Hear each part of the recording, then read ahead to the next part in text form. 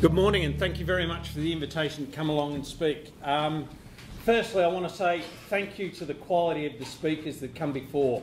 You've set up the day brilliantly, and I think really importantly, I became involved in this due to a presentation in TreeNet almost 7 years ago, 6.5 years ago, where I was asked to come along and speak to a bunch of arborists, and I thought, what the hell is a zoologist going to say to a bunch of arborists? And I walked around and had a chat to a few of the arborists that were there and tried to walk them through the Arboretum over in Adelaide, but looking at it from a wildlife perspective. And I just got badgered with question after question over 4 sessions from one particular family, as it turned out, and that was the Kenyans, because they were really annoying on the day, but subsequently their passion and their enthusiasm to try and enhance arboriculture, and in particular the wildlife associated with it, has been fantastic.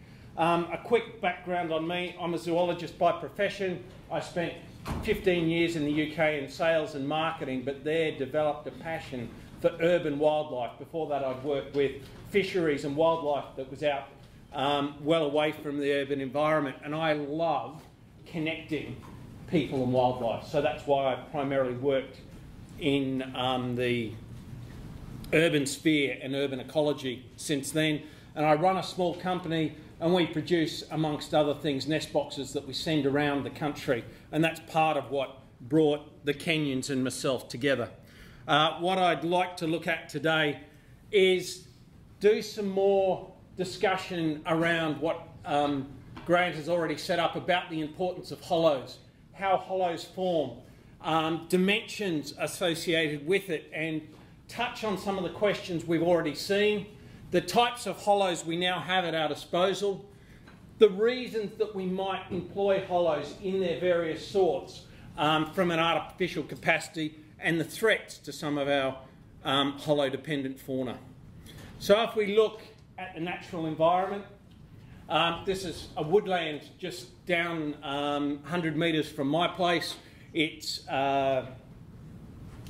just an open forest, and typically in that sort of environment, although there have been larger older trees removed from there, you would have historically had somewhere between a dozen and perhaps 15 hollow-bearing trees per hectare.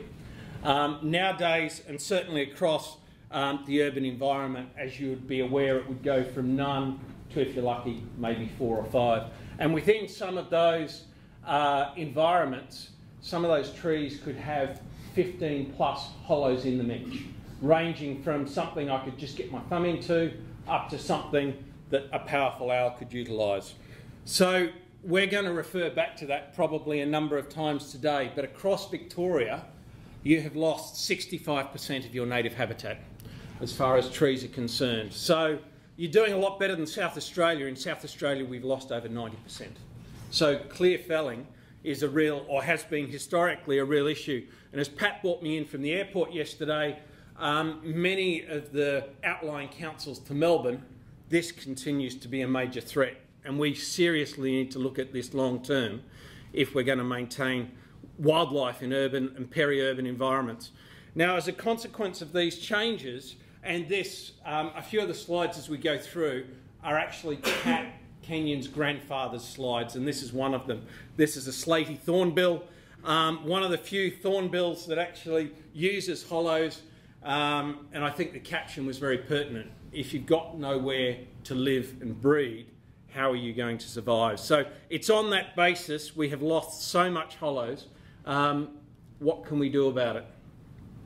There are some 300 plus species of vertebrates, so animals with backbones. There are many more invertebrates that utilise them, as Matt touched on earlier today. About 30 amphibians, 80 odd reptiles, well over 100 birds, and that number has gone up for mammals because when we were originally looking at mammals, bats are one of the primary hollow users, and historically there are about 60 to 65 species of bats. The number of bats with new genetic techniques has increased to over 90, and the majority of bats, certainly more than 2/3 of our bats, are reliant on hollows. when we think of hollows, when we think of bats, we typically think of caves, Batman, that sort of thing. Well, in fact, in Australia, the majority of our bats are in trees, cavities, under bark, that sort of thing. And 1/3 of our terrestrial mammals also rely on hollows. So many of our possums, not exclusively, many of our gliders rely on hollows. Some of them are obligate. So a brush-tailed possum is an obligate hollow user. Okay, if it doesn't have a hollow, it will not survive. Whereas there are some species that are selective hollow users, like a ring-tailed possum. It will use a hollow typically in the wetter, cooler months of the year, and it will make a spherical dray that many of you will see in the more mild or warmer times of the year. And really interestingly, more than 1/3 of the species that utilise hollows are rare, threatened or endangered. And none of our terrestrial vertebrates actually create those hollows in the first place. So if I was in North America, Europe, Asia, things like woodpeckers or squirrels can actually create hollows from scratch, or at least work on wounds in trees, etc. None of our terrestrial vertebrates can do that. They can enhance what is already there, so they're relying on other natural processes. And as we heard from Grant, those natural processes can take many years. But when we think about hollows, we primarily think about hollows up in trees. But indeed, those hollows are important on the ground. There are many species of lizards that take refuge in or will hunt in cracks, crevices, etc. created by them, all the way up through kookaburras, bats, and possums as well. So there are many, many species that are reliant on hollows. The major groups that are reliant include possums, gliders, dunarts and phascogales, so the scansorial mammals as they are grouped, and bats, microbats. The megabats, as you also have 3 species I think here in in Melbourne, don't rely on hollows, they have camps. There are the owls as a group, most of them rely on hollows. We have over 50 species of parrot, and 90% of those rely on hollows. Indeed, the owls, the kingfishers, of which the kookaburra is the largest, and the parrots are thought to be some of the oldest hollow nesting birds in the world. They have no camouflage on their eggs, and they also, many of them, don't actually bring in nesting material. They rely on what's already there. Many of the newer or younger evolved birds still take in nesting material, like pardalotes. Ducks also rely on them, as well as reptiles, in this case a lace monitor, and a number of amphibians as well. So there is a really broad mix of species that rely on those hollows. So how do hollows form if they're not formed by the animals, or many of the animals we're considering today that use them? Well, the primary drivers for forming these hollows are either insects. So when we think of insects, we think of termites, and they certainly form many of these hollows. But there are also the larvae of 4 or 5 families of moths, and again 4 or 5 families of beetles. So things like longicorn beetle larvae, many of the scarab beetles, some of the jewel beetles, some of the... oh, I forgot the last one. Anyway, but there are 4 or 5 families of beetles that do that, and there are a range of moths that do that as well. They create bigger, larger cavities in conjunction with the fungi. That is also very important. Typically, it's these animals that create it, often in the heartwood, although some certainly damage the sapwood as well, that enables the fungi to get a hold. And indeed, once we have a cavity, and often there are cavities in trees, and we'll come back and look at that in a little more detail, but they need to develop. So as the wood dries out, it cracks, it splits, fungal spores get into those cracks, along with bacteria, and further enhance that cavity, and in fact connect the cavity that is occurring within the trunk or limb to the outside world. And the other really important component of hollow development is fire. The insult or injury that's going to create that scar, obviously it's been cut in this case, but historically that wouldn't have happened. There would have been insult or injury through fire, through weather or other processes, manages to open up and enlarge those cavities for many of our biggest hollow dependent animals. So the creation of hollows, it is really quite a complex area, and as Grant pointed out, there are very few animals we know an awful lot about them. And most of the animals we know a lot about are either very rare, needing protection, like the Major Mitchell's cockatoo to ensure its survival in the northwest of the state, or they're very common animals.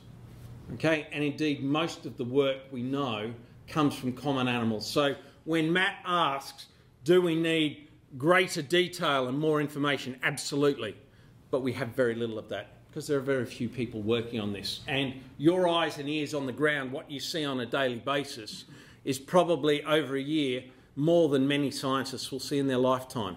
So coming back to the question of do we need a specialist development in this area, I would argue we actually do. Because you look at any profession, as they develop, people will have a particular interest, be it in soil, be it in mulching, canopy development, formation of the trees. This is going to be another skill set in the next 5 to 10 years. I think a cohort of arborists across the room are going to develop and be called upon. One thing I meant to do at the start of this is, can I have hands up? Who here is an arborist that's climbing trees on a daily or weekly basis? Okay, so about 40% of the room. Who here works for councils in an arboric or horticultural capacity? All right, okay, that's probably about a third.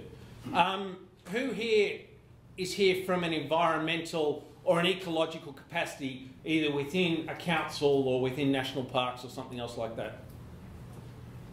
All right, and so that's probably 90%. So if there is any other group here that will add to that, I'd be really interested later. But that's good to know. Okay, coming back to the formation and creation of these hollows in the first place. There are many aspects to these that are really quite important. And we are dealing with bats from smaller than the size of my thumb, weighing 3 grams, up to animals like powerful owls, like some of our largest possums, etc., that need huge cavities. And these naturally take hundreds of years, literally, to develop for the largest ones. The internal volume, the smaller animals rarely need very much as one specific animal, but many of our smaller animals, like our bats or some of our smaller possums, are colonial. So you might have 1, 2, 3, up to some of the bats can have a roosting cavity that might have a couple of hundred animals in it. So the internal dimension is really important. And another aspect that is really important is the entrance size. You want your cavity to have an entrance that's large enough for you to squeeze through, but will exclude anything larger. For several reasons. Firstly, competition for that hollow, but also predation. I was talking to Paddy on the way down here, and he had set up some cameras on a couple of hollows they had done, and he said the first 2 birds he mentioned were ravens or crows and currawongs. Neither of those are hollow nesting species, but they rely on hollows to actually get access to food sources. And that's really quite important, coming back to Matt's ecology point of view, because having top-level predators that will manage the health of the population is essential. And that's one of the things we tend to lose in cities. So entrance size is important. Entrance height can be important, but is not always important. Rosella's really common species across much of Victoria. In the right location, they can nest as low as 1.5 meters off the ground. They can also nest 30 metres off the ground or more. Whereas something like a powerful owl and regent parrots and some of these other species won't nest below 10 metres off the ground. Okay, so coming back to one of the points Grant makes is many of the nesting boxes or hollows that are made to a practical height that non-climbers can get to. Okay, and for most of the species in the urban environment, that is just fine. But there are many species that need specialist climbing skills to actually locate them effectively in the trees where the species will actually use it. You can go to all the work, create the perfect hollow box, whatever it happens to be, and if it's not in the right place, it has been a waste of time and a waste of money. Vertical versus horizontal. Some species prefer a vertical box. Kingfishers, for example, the kookaburra would... some species prefer a vertical box, like parrots. They want depth, so the likes of crows, ravens or currawongs are not going to be able to get their chicks. Other species, like the kingfishers, the kookaburra, like horizontal boxes because they actually go to the entrance of their box and defecate out the box. And being a predator, they have large volumes of quite toxic feces. The other aspect about volume that I didn't mention, but Grant did, was floor area. And that is really important for certain species. We make quite a number of different sized boxes, but a classic example is our small parrot box, which measures about an internal floor of about 140 millimetres by 160 millimetres. If a Rosella is to nest in that, they will typically lay 3 eggs only. Whereas a better size for them is about 190 millimetres by about 210 millimetres. In that size floor, a crimson Rosella will lay up to 8 eggs, but certainly 6 or more, and an eastern Rosella will lay between 6 and 9 eggs. So if you're going to invest in breeding as a bird or any animal, the more young you can produce and then fledge, the better it's going to be. So having a larger floor area or a floor area that is appropriate to the species you're dealing with is much more effective. Some species need ladders within the boxes, and if you're carving them out as the habitat creation stuff that Pat is going to talk about later, then you actually are already putting in ladders automatically. If you're working for councils or you're working for private citizens and putting in nesting boxes or something like that, you need to make sure within those nesting boxes they might be built to the right specifications. You might be able to orient in the right way. But as Grant had already pointed out with his major Mitchells, if they're too deep or if the species, the young in particular, because the adult can get in no problem at all, but if the young are not able to get out, you've built a death trap. So considerations for that sort of thing need to be there. Drainage is not necessarily something you'll think of a lot, and it's not even necessarily important for all species. But if water can get into that hollow, you've got a situation where animals can potentially drown. So you need to ensure, and natural hollows typically are well draining, otherwise these animals are not going to use them. But there are species like powerful owls, and I was having a conversation a little earlier. One, often 2 chicks for powerful owls. They're bringing back possums, pigeons, parrots, a whole range of things. Those bodies go into the hollow for the chicks to feed on, but they don't come out. So at the end of a 3-month breeding period with these young having had carcass after carcass delivered to the hollow that they're living in, you can imagine the festered mess that's going to be in the bottom. And if that's not able to drain, again, a toxic or potential toxic situation in the bottom of the box is going to come even worse. Some species, but not many, prefer lower light conditions like bats and owls, and some species also prefer landing platforms or a particular type of entrance. There are certain species that will only nest, for example, where you have a spout. They won't nest just in a hole in the side of a tree. One of the most difficult breeding programs in Australia at the moment is up in gilding finches in northern Australia, and there's less than 1,500 animals, and they will not nest in a hollow, even though the box itself or cavity can be very simple, unless the spout is a particular size and a particular dimension. So some species are really very specific in what they require. A question was asked about dimensions, hollows, that sort of thing. I put this together, I think, 3 or 4 years ago for VTIO. Now, what I had tried to do in this, and when you look at it, and don't take it all in today, you can go and study it at your leisure. But if you think there are over 100 bird species that actually utilise hollows, there's no way I, you, or anyone else is going to know the exact dimensions of that. Okay, the other critical thing is if you're like Grant in working on a project for a specific species, they will have done the research and know the dimensions they're after, and they will give it to you. And you can work with it, or you can develop it yourself by working with them. What this was designed to do was deal with the most common animals you are likely to encounter in the urban environment.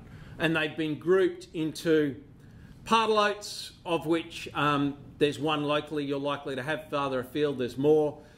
Species like grey shrike thrush, which actually like an open box type cavity. There are bats, and as I said, we've got 90 odd species of bats. I'm not sure how many bats. I would imagine there's probably 25 or 30 species of microbats in Victoria, and most of them are going to be hollow dependent. And they all want relatively small entrances. There are the small mammals, the scansorial mammals I was referring to, or the small possums, pygmy possums and the like. All of them are going to have relatively small boxes or cavities created, so they've all been lumped together. Then you've got the mid-sized birds and mammals, so your rainbow lorikeets or your various lorikeets, and the only thing that's going to change there, depending on when you've got a little lorikeet, a musk lorikeet, a purple-crowned lorikeet, a rainbow lorikeet, is the entrance size, because the cavity size is going to be pretty similar. And indeed, for most of these species, the cavity size is going to be relatively similar. And again, small possums, ringtails, squirrels, sugar gliders, etc., relatively similar. And then you go up to the larger animals like brush-tailed possums. Okay, they actually need an area that's probably about twice the size of something like a ringtail possum. Small ducks, wood ducks, teal, black duck, all require hollows or a cavity nesters, up to kookaburras. In addition to that, certainly you've got sacred kingfishers, forest kingfishers and the like, and then we go up to barn owls and the large cockatoos. Really interestingly, in the majority of cases, it is from really kookaburra up is all you're going to be doing in the urban environment on a regular basis. Once you get to animals like owls or cockatoos, they're likely to be for really specific projects. These are low numbers of animals that are typically broadly distributed across the environment, and as Grant pointed out, typically many of these animals are not in the urban environment. Okay, an exception is certainly the powerful owl, and there's lots of work that could potentially be done. Some good stuff has been done, but there's a lot more that needs to be done. As far as orientation is concerned, now if these are occurring in trees where there's good canopy cover, or ideally when we eventually get to that stage, because I'm sure we will, in living timber, this becomes less important. But when we're dealing with a dead stump, this can be quite important, coupled with the work that Grant pointed out about the thickness of the stump itself, the insulation properties in the wall. And really interestingly, the insulation properties of the stuff in the wall itself, I want to talk to Grant about that later, because in my experience, if you have a series of 4, 5, 6 really hot days, that cavity is going to be almost as warm at the end of that internally as the ambient temperature. The benefit of having a thick wall means that those 1 day or 2 day spikes, you've got a buffer within that cavity itself. The tree, as you would well know, is transpiring, it's controlling its own temperature. As a consequence, it's controlling the temperature within the hollow. Even on a 40-degree day, the temperature within that hollow is going to be below 30 degrees. And if you get out in a frosty morning here where you get to 1-2 degrees, the temperature within that hollow is not going to be below about 12 degrees. So fluctuating between about 15 to 18 degrees is far more comfortable than fluctuating over a 40-degree range. So that's one of the real benefits of living hollows that artificial hollows, whether they're created in trees or whether they're in a nest box form, really can't replicate. We might get better at it, but I don't think we're going to beat nature. So if we have nest boxes or if we have cavities we're creating, what we are going to tend to do is put those cavities on the south and eastern side of the tree. We want to avoid the hottest part of the tree, so the north and northwest, and we want to avoid the south and southwest, which typically is where most of your cold, wet weather comes from, as I understand it here. Yeah. So that's all that is. But if you're dealing in a valley, okay, you need to rethink that. If it's sheltered from the western sun, it's not relevant. Okay, if the western sun never hits it because of where it's situated or because of the angle that valley is running, if it actually runs from the southeast rather than the southwest, this needs to be modified. This was just a general plan. Now, both of those diagrams available on the VTIO website. You can download them or refer to them anytime you want to. Okay, so natural hollows. I mentioned not long ago that the relative temperature within those hollows remains far more constant in a living tree. And that's one of the benefits. But to get to trees of this size, you're talking about hundreds of years. The work done by Gibbons and Lindemeyer in assessing trees some years ago pointed out that we're talking 120 to 150 years, typically in eucalypts, because some trees like cypress seem to develop hollows quite a bit quicker. Some eucalypts, yes, certainly develop hollows quite a bit quicker. But to have a viable hollow, often you're looking at 120 to 150 years. For them to be large hollows that something like possums, owls, etc. can use, you certainly are talking 200, 250 years. One of the really interesting things since we started talking about this and looking at some sugar gums over in South Australia at a tree net conference was trees that have been, well, they're actually butchered really, along an avenue. Some sugar gums had developed hollows by 120 years that we would have expected wouldn't have been in them till 200 or 250 years. So that gave us indications really early on that we can actually accelerate this process and not have to wait as long, which was really exciting.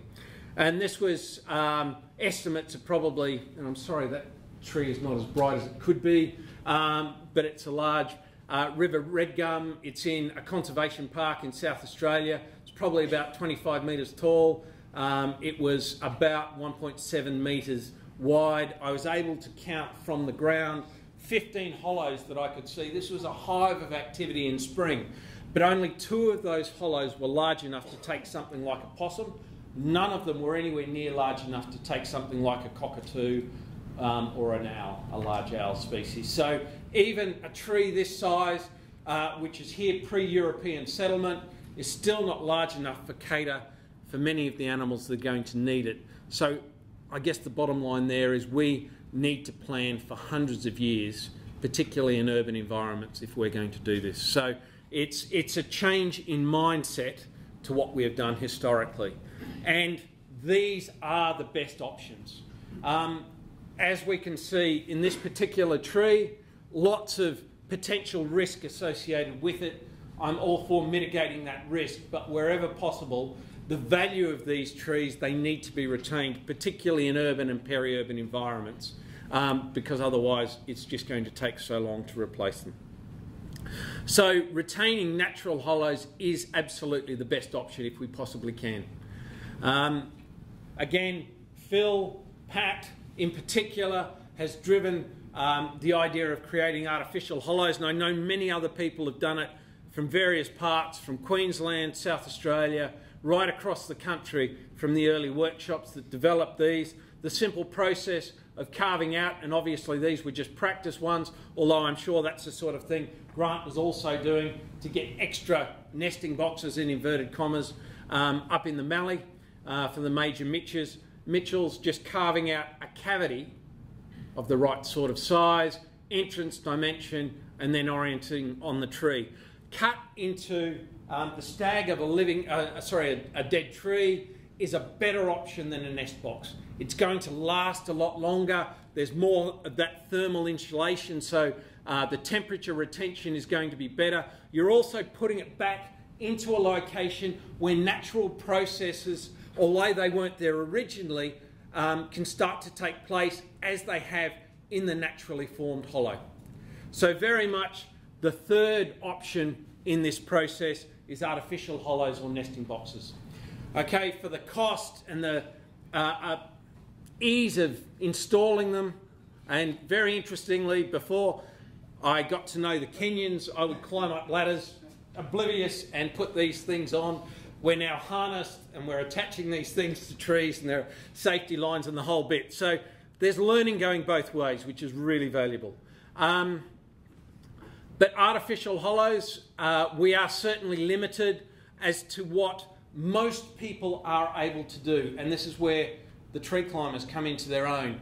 They can manage, install boxes at different sort of heights, and I will come back to that a little later. But for the majority of the population, this is going to be the only way they're actually able to entice common urban wildlife into their own backyard and actually engage with it. And again, that's a point I'll come on to a little later. So in our cascade, nest boxes are certainly third, but when we started talking about wildlife habitat, wildlife hollows, the general impression from the arboricultural industry was this was a waste of time and I'm not going to bother with it. I'd like to put forward that it's actually a really valuable resource.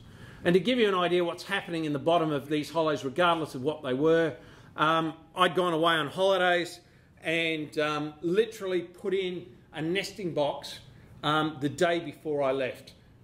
8 days later, I came back, had a look on a Saturday morning, and there was a Rosella nesting in the bottom of that box. Now, I had put it in at the perfect time of year for these birds to literally start nesting. Now, once the hot weather of summer starts, many bird species will be out there looking for hollows and waiting for the end of winter.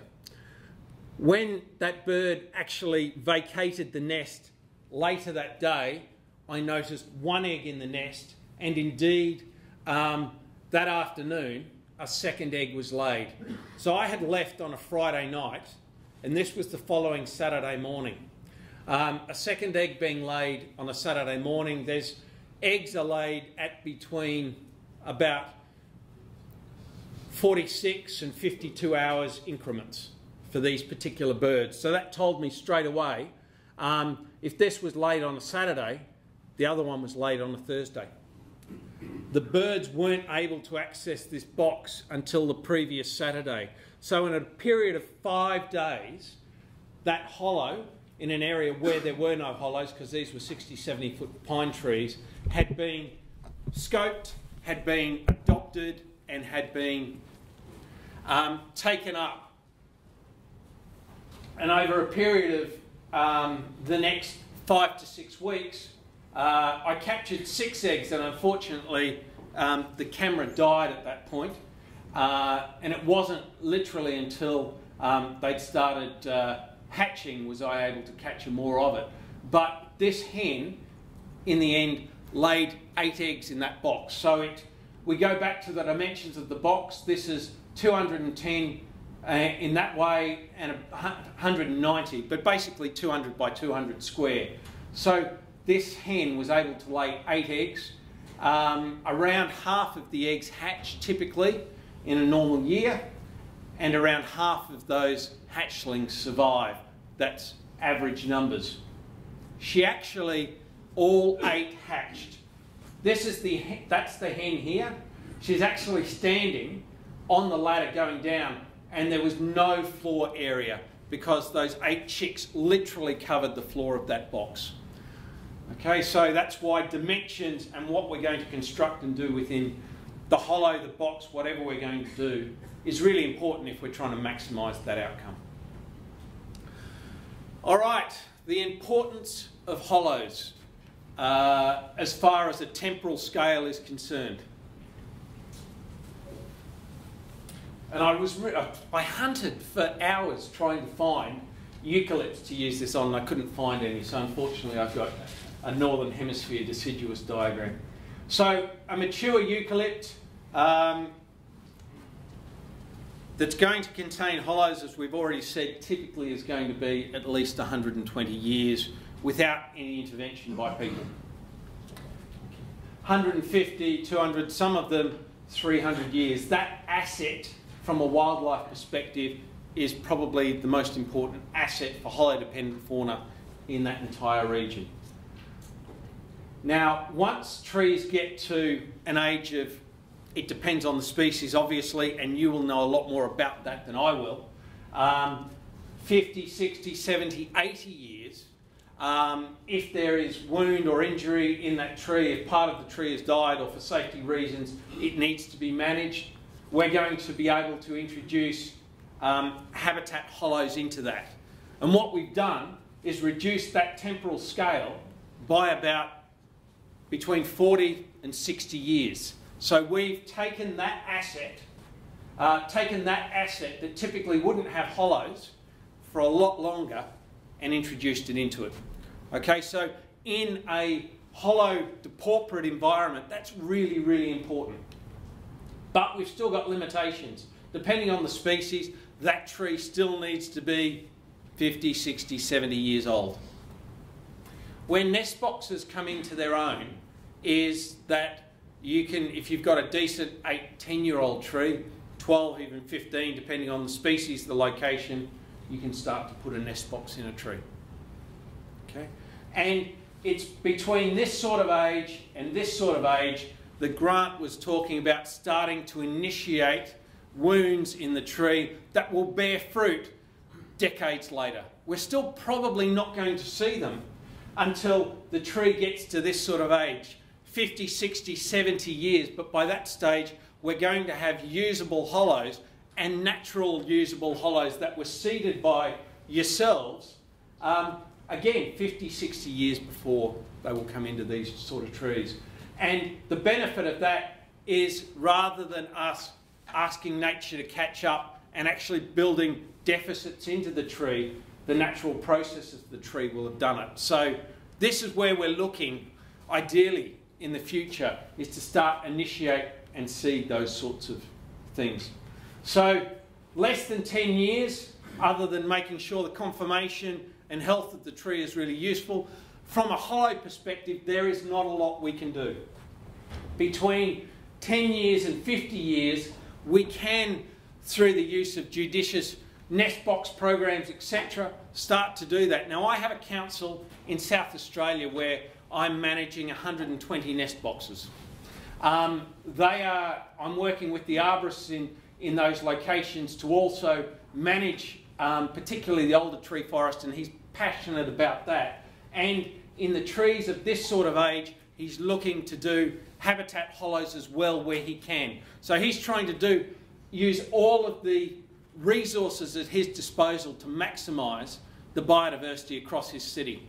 In a particular project I was working on in that council area, some of the residents were getting really irritated that a railway corridor that needed to expand, as a consequence of that, they were losing biodiversity. So I was asked to come along and consult with them, look at what they can do to maintain as many trees of habitat value as possible in conjunction with arborists, and try and assess how we could minimise the impact of this project. Now, when I was first asked to come and consult on it, the interesting thing was they were the residents were complaining about biodiversity loss and not a tree had been removed. Okay, so perception and reality are two really different things. The biggest issue in this council area was actually urban infill. And I asked the planners from the development department who were doing this to give me a breakdown on what the land use across the city was. 61% of land use was urban backyards. 23% of land use was roads and associated infrastructure. So straight away, we're talking about over 80% of land use was tied up, and certainly 23% of that had zero habitat value.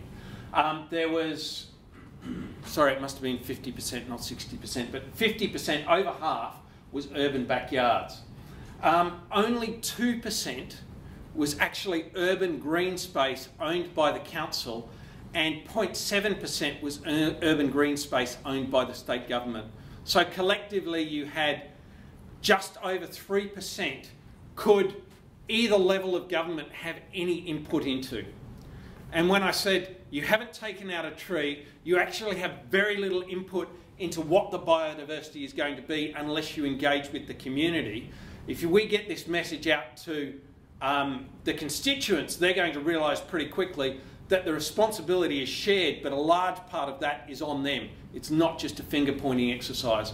And the whinges and moaners disappeared overnight, and we were able to develop an interest group that actually then took those urban environments where they could do something. The government was happy to provide money, but it was the constituents that actually took the biodiversity seriously and took it further. And we'll look at that a little bit more later on. So really, that project showed me, and any council officers here, looking at what you have as far as land use is concerned, we think about, okay, how can we enhance this park? How can we enhance other parks? We perhaps need to look further afield, and the assets we have are not just our own, and that's really going to be the topic I want to look at in the next session we do. Now, Grant raised another really important point, is why do we bother putting in hollows? Okay, probably number one on the hit list is to protect threatened species. As of this year, the orange-bellied parrot, there are 32 breeding pairs, as I understand, in the wild. Okay? They are the only migratory parrot. That doesn't mean there aren't parrots that have extensive movements, but they are the only migratory parrot we have in Australia. They breed in Tasmania in spring and summer, and then they spend the winter in Victoria and South Australia.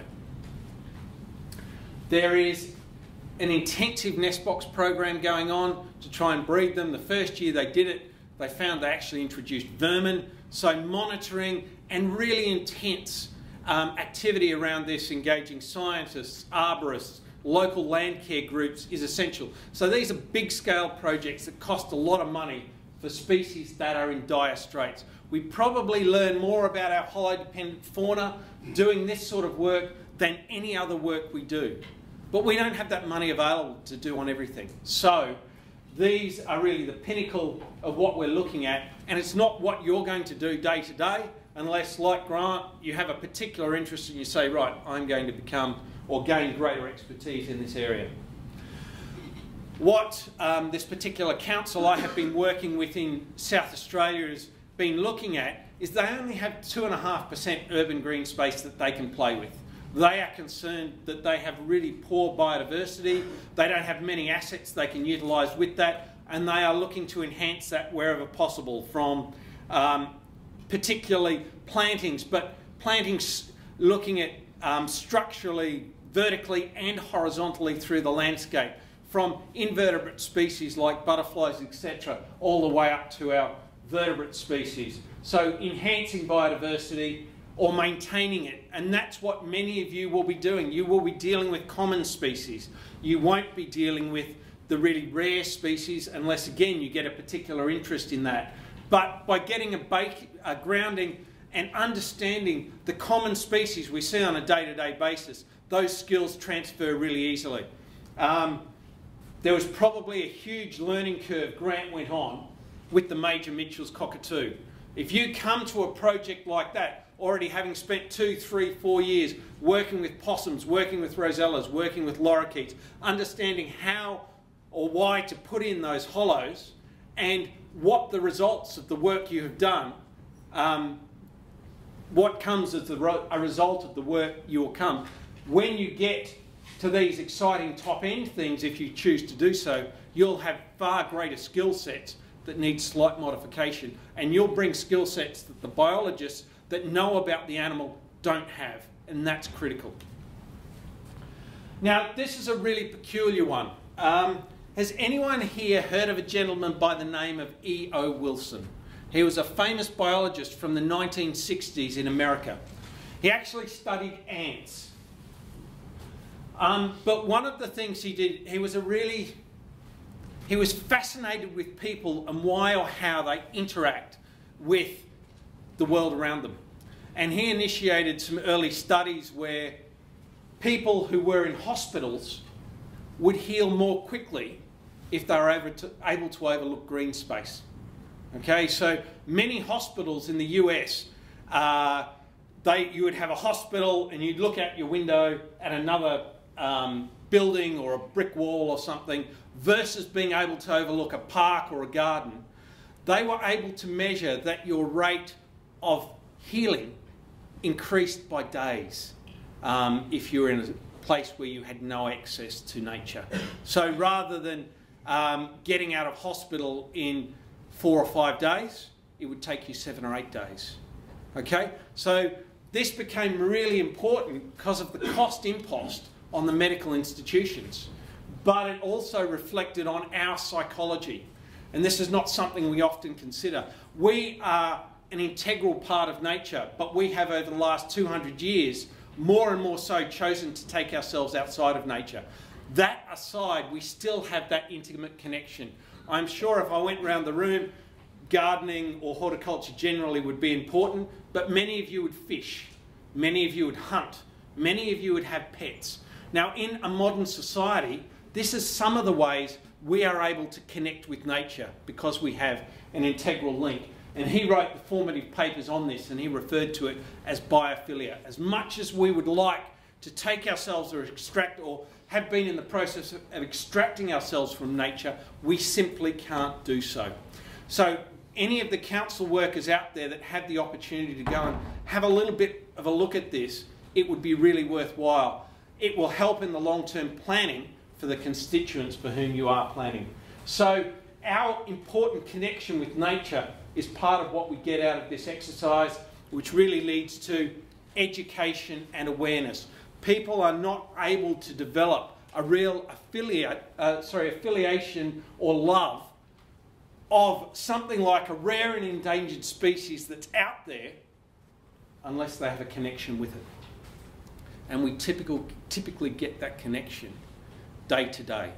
So for me, that then transforms something like the common brush-tailed possum, or getting on for a feral species, given its number and how we have changed the way it relates to its habitat in the rainbow lorikeet, as very important animals for the general population, the message I'm trying to get across and the work we're doing in relation to hollow-dependent fauna in particular. Because if we can get identifications close to home, it's much easier to do it farther afield in species that are desperately in need of that. All right, but there are also threats associated with managing wildlife. There are introduced threats like cats and foxes. Cats, yeah, we think they can climb trees. They can be a real issue. In fact, to the point, although certainly a mature brush-tailed possum will more than stand its own against the majority of cats, certainly domestic cats. If a cat has frequented a particular location, possums have been known to abandon it because they see it as a real threat. Upping it one level, is the fox. We don't often think of foxes as being an issue for arboreal creatures, but they are certainly able to climb and climb really well. Not to the extent of possums or cats, but on one of those habitat trees, particularly that is really gnarly, if there are any lower limbs, they are amazingly agile, and then they're a real threat to many of the species we want to try and protect, certainly in the urban environment. The second largest issue, and it was raised earlier, to hollow-dependent fauna is feral bees. Feral bees, depending on where you are, and the point was really well made by Grant, water is crucial. If they're more than a kilometre away from water, the likelihood of you getting hives is pretty slim. They need a water source. Now often that's not a natural water source. Often that's a man-made water source, be it a watering point for cattle, be it a dripping tap, whatever it happens to be, it doesn't matter. But if you're more than a kilometre away, bees generally aren't an issue, but they can take over somewhere between 10 and 15% of natural hollows, or well-made artificial hollows as well. None of our native species are able to compete with them. They come from North Africa or Europe, and there the native species have developed strategies to manage or keep them away. None of our animals have, because they've only been here for less than a couple of hundred years. I have real concerns about this industry because there's no responsibility. It falls between the cracks. Bees are actually the responsibility typically of primary resources or primary industries in whatever state you're in. Beekeepers have to be licensed, but they don't have to manage swarm immersion, or emergence, which happens in spring. And once those bees are in the wild, no one takes responsibility of them unless the council says they become an issue and they contract someone in to come and get rid of it. We, at some stage, are going to need to try and address that. There are introduced species, insofar as starlings, or in particular Indian or common miners, that are a real issue because they are more flocking birds and they outcompete native birds for hollows.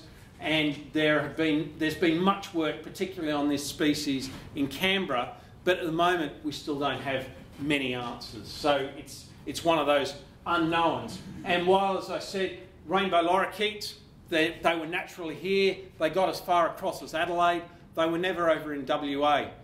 There are feral species in WA, and they are threatening some of the local parrot species. So managing what, how and when we introduce things is really important. But still, from driving around from the airport to get up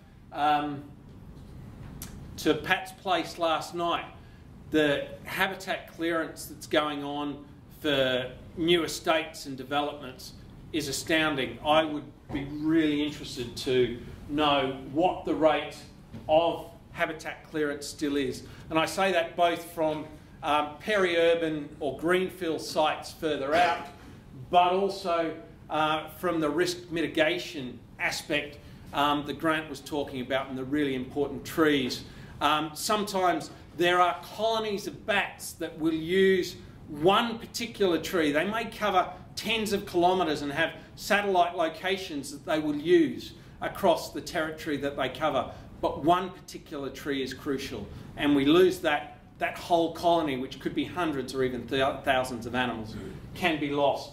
And we look at the risk associated with that. More and more, I would charge you to start to look at the benefits from an ecological perspective of those huge old trees.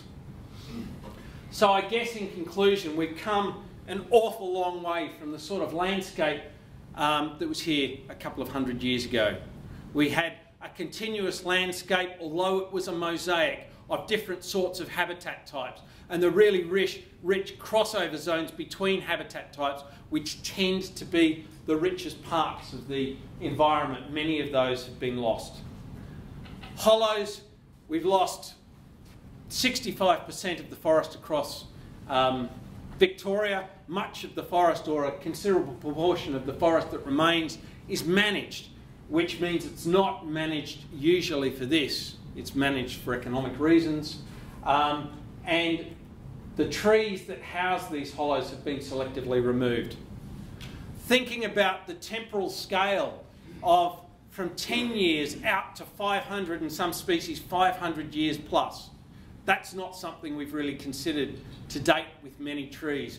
But if we're talking about wildlife and retaining it, we're going to have to change our mindset, how we think about it, and we're going to have to intergenerationally manage these resources. We can't do it alone. We need to bring the population with us. The appreciation we have for wildlife, our connectivity, be it the trees themselves or be it the species that utilise the trees, is probably our best asset to driving this forward. And I had a chat to a few people at the break about possums. Now, just out of interest, how many of you see common brush-tailed possums as a bit of a nuisance or a plague in certain areas that you have to manage? Thank you. They used to be found over 70% of Australia. In South Australia, they used to be found over 85% of the state. They're now only found over 25% of the state, and there are only 3 locations that they're still considered common. They have been listed as rare in South Australia. And I can see a time with urban infill, one of those locations is urban Adelaide. Okay, so the Adelaide Plains. I can see a time, if not within my lifetime, certainly within my son's lifetime, that the only place we will see a common brush-tailed possum is either in a museum or in a zoo on the Adelaide Plains. Now, for an animal that used to cover 85%, that's not Victoria, and I'm sorry, I don't have the figures on Victoria, but for an animal that used to be so common across Australia generally and South Australia, to have lost it across so much, what sort of indictment is that on how we're managing the environment and the challenge we have to face? So if a common animal like that can be lost, how many other species can potentially be lost? So thank you very much.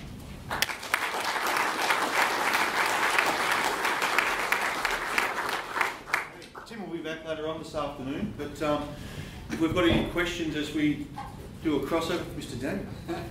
Just coming back to the possums thing. Yep. We've got a situation at the moment down at Mornington Peninsula and at Mount Eliza, and a well-known ecological company did a report on it, and basically the whole of Mount Eliza is dying. So there's probably, I don't know if the figures are correct, but 80 or 90% of a lot of older trees are already dead or in heavy decline, and it's been blamed on possum overgrazing. We don't necessarily agree, but the response has been, and I'm interested in your comments, to start banding trees. So they're going to start banding all of the street trees, and we're starting to ban them in reserves, and it seems ridiculous, but it's happening. And then the other side of it is that the advice has been to start clearing the undergrowth in the reserves as well. So there's a second problem where we're starting to, we've already had an impact on the environment and the wildlife, and now we're going to try and remediate the problem. We're going to change the environment again to try and protect the environment. From an ecological perspective, what do you do about that situation when we've got the advice is coming, the funds have been given, and now the methodology is being rolled out? What do you do about that?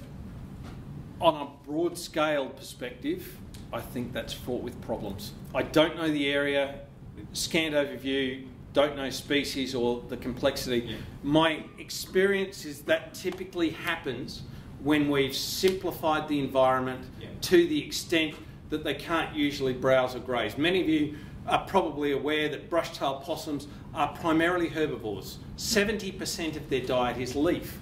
And in a stand of healthy trees, you tend to get one brush-tailed possum, a small one, will occupy about 0.2 of a hectare. A large, robust male might take as much as 2 hectares.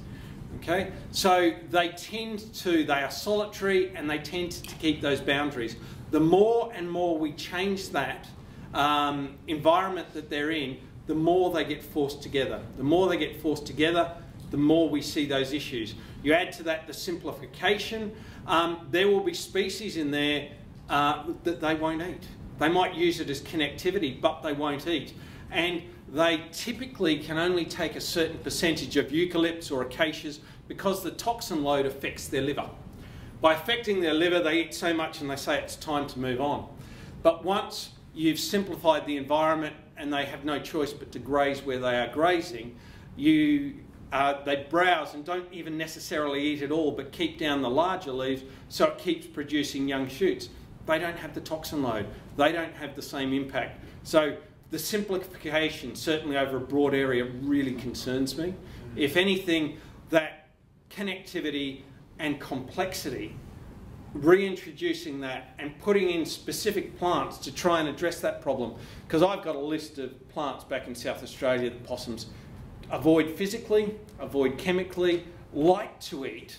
So by thinking more about the behaviour of the animal, planting specific species and creating other barriers, I think is a much better option. Having said that, in reserves or parks on a small scale with heritage or important trees, I think exclusion and guards have a really useful place. But it's short term, it's not long term, because it's like you said, it's almost any tree we can find that we think will produce epicaumics that we've been told to try and ban. Yeah. I don't want to do it. I don't like the idea of it, but I'm not sure. You know, I can't believe that an ecological firm has advised us to go down that road, and I would have thought that from a zoological perspective, they would have had to have included that, thinking that, you know, the response should be, you know, revegetation and managing that, rather than, you know, removing understory plant material and then trying to ban whatever tree you can find that may produce epicaumics just to keep it alive. I guess the only, again, not knowing it, the other thing that strikes me is what was their initial remit. So depending on the scope of the remit and what options they had to consider, that may not have been part of the remit. Right. So if you already have portioned off what you're allowed to look at, rather than looking at the whole thing, which you're trying to do holistically, that might not be part of the brief. If they didn't have that as part of the brief, then the results of the investigation are fundamentally flawed. So the process that the council went through in asking that assessment to be done in the first place would also be a place I would look. I'm sorry, I've got a couple of clients down there as well in that area on private properties, and they're facing the same problems and being told exactly the same thing. The issue that I understand with the reports and with the council is that currently, sounds really strange, but there are no other options. We either protect the trees and save some trees, or lose all the trees. And the problem with possums in terms of their protection is you can't kill them, move them, do anything with the actual possum species. It's the trees that's the only thing that we can address. And if we don't protect them, we lose the trees. I mean, I agree with that. I agree with that. I think there's a bigger argument, a discussion that needs to happen. The council's responsibility to constituent residents. What does this do? I mean, it's got to be doing something. You can't just throw up his hand and go, "Oh, the possum problem's way too big for us." They need to. Their reaction in terms of banning trees is a bit of a stopgap until they've got some other information. But it's all they can do. They're struggling to come to terms with the whole nature of the problem as it is. Sounds like we've got a topic for a new workshop. Indeed. Yeah, absolutely. Okay, we might just move on. Sorry to cut that short, but might just move on with a couple of more questions before we change over. James, I'd like to go to the powerful owl and the approximate size of a hollow. Yep. And the distance of its hunting area. Okay, I can't answer the second question, but there's really good data on that. There's been lots of work that's been done locally by a range of people, including Department for Environment, plus the other things it now is. And that has been over about 15 or 20 years. It's the only location I know of in South Australia where there has been a successful use of a nesting box. And the dimensions of that and that program have been really well quite thought through. You're talking about a minimum floor size of 500 millimetres, but between 500 and 550 millimetres square. You're talking about a cavity that needs to be at least 800 high. Ideally, it's going to have quite a lot of bushland around it. It won't be in an isolated tree. That cavity is going to have at least one, ideally a couple of perches really close to the entrance, because The adults rarely go back in the box once the young are of a size where they feed themselves, because these are big animals. Once they're of a size where they feed themselves, the young are passed into the box and the adult don't feed them. The young just rip them apart inside. Now, I go back to something I said earlier. Drainage in those boxes are essential, because there will be dozens of possums, owls, who knows what else that go in there and never come out. So they will be, if you've got a relatively sealed box, a festered mess that they'll almost drown in. So you need to make sure there's really good drainage in those boxes. And they would be the key criteria. The only one is entrance size that I've forgotten, but I think it's round about 200, 250 millimetres. But that's something that would be relatively easy to chase up, and I don't have that off the top of my head. Does that answer? Yes. Okay, one last question. What way have you found putting these artificial hollows, actually attaching them, like from a maintenance point of view? Because I've seen some really good ones and some really bad ones. Yeah, Pat and I had a really interesting chat about that, because he went to a workshop up in Sydney, and it's one of the biggest bugbears as far as artificial hollows is concerned. I have tended not to, unless very specific instances like Major Mitchell cockatoos used proper hollows, because they're so heavy, the other imposts on the tree connecting them, the risk associated with doing that.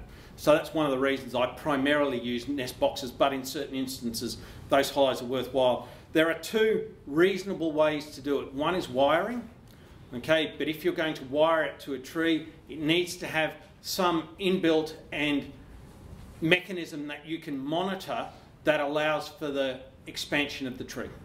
Okay, and I would usually, and typically that might be putting a spring within the system. If it's a smaller box, it's a wire. If it's a larger box like a powerful owl, you would be using chain mesh. That wire or chain mesh needs to be guarded to minimise the impact on the tree, and there needs to be some sort of expansion joint within that process. So as the tree grows, that can be monitored and it can allow the tree to grow. So that's one method. The second method, the method I tend to use for all of our smaller boxes, is I actually tech screw the boxes to trees. So the tech screws that I use have a breaking strain of about 500 kilos, and I use 2 per box. I install a spacer, which is a natural, again, expansion joint for allow the growth in the tree, and on an annual basis, and this is what I say to everyone, those trees need to be, and indeed the wire needs to be inspected, and you need to manage for that growth in the tree. Otherwise you're going to have an inherent risk and the box is going to fall off, which can impact on people. If it's not done properly, it impacts on the tree and it will impact on wildlife. So those 120 that you've got at the council in Adelaide, you annually inspect them? My recommendation whenever this is being done, and indeed this is part of the protocols up in New South Wales, is you inspect once a year and you do a maintenance and service once a year. So you do the maintenance and service outside of the breeding season. So typically that's going to be from January, February through to June. And during the breeding season you do an inspection, because there's no point for any council taking this on, or whomever is taking this on, to install it and not know that they work. Okay? So by monitoring and making sure they work, you ensure what you're doing in perpetuity and improve what you're doing. And every year we undo those bolts. We change that expansion joint if it needs to be changed. On some years, some trees, that will last 5 years. On some trees, we have to do it every year. Okay? And by the way we do it with the tech screws, by adjusting it every year, it means I've got bolts that have been in those trees 5 and 6 years without an issue.